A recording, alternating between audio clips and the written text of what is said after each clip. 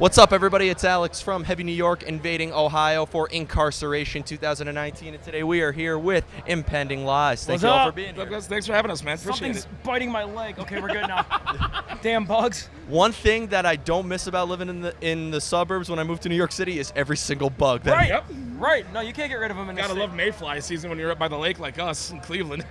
I'm hoping, though, that one of those geese by the lake just totally photobombs this area. That'd be great.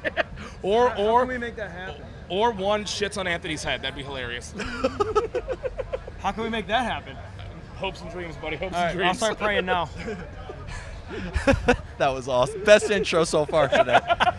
But your latest single is FYF, and I Yes. know you guys are working on some new music now. Is this single like maybe a clear representation on what the whole new EP is going to sound like, or is it going to be a little more diverse? Not at all, yeah. It's the most diverse so far. Yeah, there's we have a very like kind of emotional, sad sounding song on it. We have a very high energy. We have a crazy cover song that I was excited. I recommended it as an idea, and they were like, "We already had one tracked, so You're it's welcome. happening." Yeah, him and our buddy Steve did it like forever ago, so now that's coming into fruition. But this is by far, I think, it's probably our heaviest song. As a whole, yeah. It's on a whole, heavier. it's definitely our most aggressive, heavy song, and Still melodic, but still, Yeah. It's aggressive, but like it yeah. starts off in your face, and then it just kind of like the envelope opens and you see the full contents of what is the whole song, and a very melodic singing chorus, and then just right back into more driving heavier music.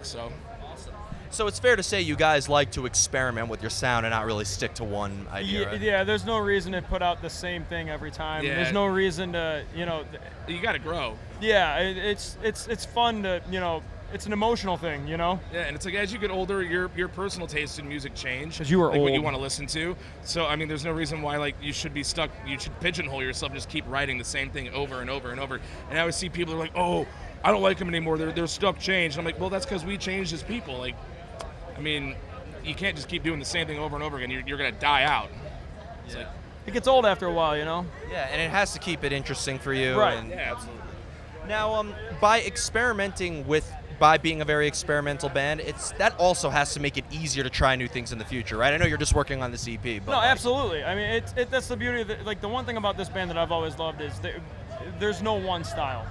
Nobody knows. Like nobody can pinpoint. Are we metal? Are we not metal? I just tell people it's hard rock. Like I don't know what to say to that. It's the best way I can say it. Yeah.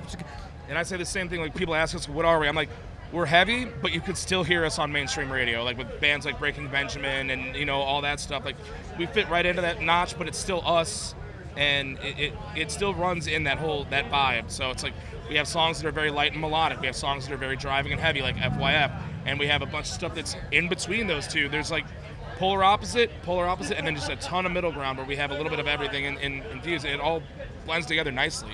Like you can always tell it's us, though. Yeah. And you mentioned like the mainstream, like heaviness is such a subjective concept. Like I've had people ask me, "Oh, is the music you listen to heavy like Creed?" And then and then I would play them Goat Whore and be like, "See for I'm yourself." like, holy shit!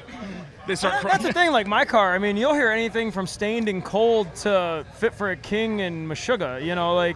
You gotta have some diversity. You can't listen to the same thing over and over and And over. then again. you go look at my playlists. I've got bands like I have everything from like bands like Cradle of Filth and Black Dahlia Murder and stuff like that, all the way to like emo stuff. Like I mean, like the Get Up Kids, Neil Diamond. and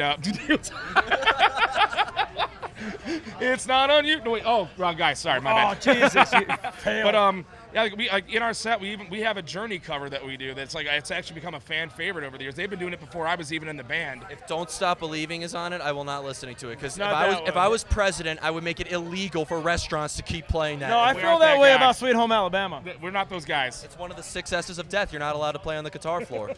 I'm okay with that. Yeah. No along- Stairway. Denied. Stairway, Sweet Child O' Mine, Smells Like Teen Spirit, Smoke on the Water, Sweet Home Alabama, and Sunshine of Your I'd be Love. okay with Hotel California never being heard again too. I saw that meme going on. What is it? Hotel California. It was basically a bad Yelp review with a 2-minute guitar solo. But like, I mean, that went off the rails. I completely forgot what we were talking about. That's the beauty of Welcome to Chris Jones, Yeah, like, everybody. no, I mean, you're right. Heavy is a subjective thing, and then like, but like I listen to everything. Like they always give me a hard time because I go to like a lot of emo shows and pop punk shows. Like I'm gonna go see Blink-182. Just waiting for the next dude week. to cry in his sleep. It makes me happy, man. It's happy music with sad lyrics. but I don't let the sadness overtake me. It will. Hanging out with you, much Damn longer, right. yeah, I have a goal now. You go all along the spectrum on the periodic table of metal subgenres. Yes, pretty much. I mean, jeez, what does it even mean? So much. It's like, Just make up a word and add core at the end of it, and there you got a new subgenre. seriously. Oh my God, this core, that core, everything core. It's like, I just say heavy is heavy, metal is metal, whatever. It's like, do you scream a lot? Do you have very aggressive guitar riffs and like, thumping drums? Probably a metal band. You got a little bit of a punk influence? Probably hardcore. It's like the sub-labeling of everything has got to stop. It's just like, just write your music and have fun with it. Quit trying to like identify yourself as this like niche crowd thing where it's like, oh, we only play with metalcore bands. Like, just write your music, have fun, and be happy with it. Write what you want to write. If it works out, it works out. If it doesn't, whatever. Do you guys like make a new song with like a preconceived idea, or is a lot of stuff completely improvised? It's a lot of just whatever comes out, comes out. Whatever we can roll with it. We've come to the conclusion that if it doesn't roll easy, don't do it. You can spend hours trying to force something that still will never sound as good as the easy stuff that just happens. So most of our songs, we write them in a couple hours. Some of them are, if it takes us a week and we're still not happy, scrap it, come back to it later. Yeah, you never know, though. That could end up on a B-side record and just be the biggest hit you guys ever had. Never. Never. Exactly. This is rock and roll. We don't give a shit about hits. Come back to it a year later and go, oh, you know what? That riff wasn't that bad. Yeah. It's like, I hated it when I wrote it, but now I love it. Which, like, writing on songs on my own, I do the same thing. Like, and I was a singer in a bunch of bands prior to playing bass with these guys, and like before that, I was a guitar player in a pop punk band when I was in my early years, and like same thing would happen. We'd be sitting there in the garage trying to write a song, and they start forcing it. Be like, nope, time to write the next next song or next album or whatever. And sometimes I would circle back to it. I'd be like, I hated that when I wrote it, but then my changes in taste came along, and I'd be like, that actually wasn't that bad. So.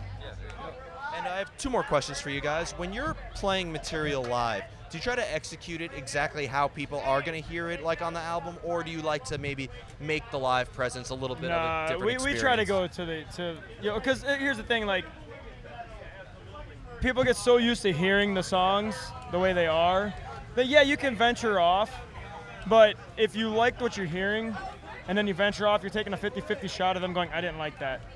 So, me and Dave will add some extra pinch squeals or things like that. That's more for us to have fun live. But we try to hit it exactly the way it is. We wrote it that way for a reason, so, let's try to keep it as close to it as possible. Yep. Like, our fun on stage where we improvise is the hijinks that we pull off on stage. Yeah. Like, we sound like a very serious band. You see us play live, though, that's our fun time for us as, like, I will yell at Dave while he's soloing, don't fuck up, don't fuck up, like, don't fuck up while we're scream playing. at each other, we mess with each other on stage. That's our live show, like, as us having fun as friends on stage and just messing with each other. Like, when we play the Journey cover, Separate Ways, that's when we really goof off a lot, because it's simple to play, it's fun, and that's where we like divert from like what you might see us do like the rest of the set. We start having fun with the crowd and messing with them and make them make that part of the experience for them, instead of like diverting from the way that we like played it or wrote it. We just kind of like involve them and start messing around and having fun that way. So. Gotcha. And the final question I would like to ask you guys, because you guys are from Ohio, Cleveland to be exact, and I've always called Ohio the Midwest Sweden because of how many amazing bands. I just interviewed Bulbaflex a couple weeks ago, but I interviewed Ringworm numerous times. I didn't interview them, but Nine Inch Nails, Devil Wears Prada, like Moths to Flame, so many great bands. Is there a real happening scene in Cleveland right now? There was a while ago, and then there was a kind of a lull for a second there, but it's picked up a lot again. There's a lot of great bands right now. It's gotten better than it ever has been in about 5 years. It went all about everybody being together, and then it did kind of go a jealousy thing happen where everyone had to put the other one down for some reason, and it really didn't make much sense. So, but recently, like in the last year, the camaraderie is kind of coming back, which is what it should be. We're all trying to do the same thing. We're all just trying to play music and have fun. And there's no reason to hate on someone just because maybe they're getting a little bit more following than you or whatever. If anything, try to learn from it. Exactly. I mean, we're here. We're one of we're one of the lower bands on the totem pole here. Yeah. And we know it. And we're here to have fun. We're here to show what we can do. But we're here to take something in. Be thankful for the opportunities that you had, not jealous of the better one that somebody else might have gotten, because they got it for a reason. Like, keep working, keep your nose down, and just keep grinding, man. I've been friends with the guys in Chimera since right before they signed their deal. Me and Rob are really good friends, and I would write him all the time. On this new yeah, EP he for us. recorded. Like, he's a great dude. He was the engineer for FYF. And I to this day, I told him in the studio, I was like, you gave me the best advice ever, and you were 21 years old when you gave it to me when I was 18. He was like, what? And I go, you told me if you're gonna write a song and you can't bob your head to it, no one else is going to, so don't play it. Yeah. And he's like, I said that, and I was like, yeah. He goes, that was pretty smart, man. But he's right, because if I'm not bobbing my head to it, I can't expect you to. Chimera was my first concert. I Really? saw them at my first concert. Sure, I may not have gotten to see Pantera, Typo Negative, but I did get to see I opened for Chimera. Typo Negative once. With what band? When I was in Scalera. We were in Buffalo with them and Hatebreed. Oh, really? Yeah, That's a killer it was lineup. a great show. Oh, I was interviewing Matt from Hatebreed. He mentioned that concert It to was me. so good. Yeah, that's awesome. I had 18 shots of Jaeger. Oh, man, but Chimera. Oh, with the Disturbed, Killswitch, Lacuna Coil, Yep. Chimera, Suicide I got Silence. tickets to see Lacuna Coil next week in New York. I'm going to both of Are those you? shows. I'll see you there. I should be going. I'm pretty sure I have the tickets. I just don't know if we're going to make it out there now, but we're trying. Speaking of Killswitch, My favorite band of all time. There you go. Yeah. Speaking of Killswitch, we actually just got to play with Howard's new band, Light the Torch, last weekend in Lakewood, which is a suburb of Cleveland, and that was a blast. We played at the Foundry with them. That was a great show. They're playing here tomorrow. And we're playing again tomorrow with them, so that'll be sick. Yeah, it was us and Stop tapping our boy my Saul. chair. It's annoying. Blast beat. Asshole.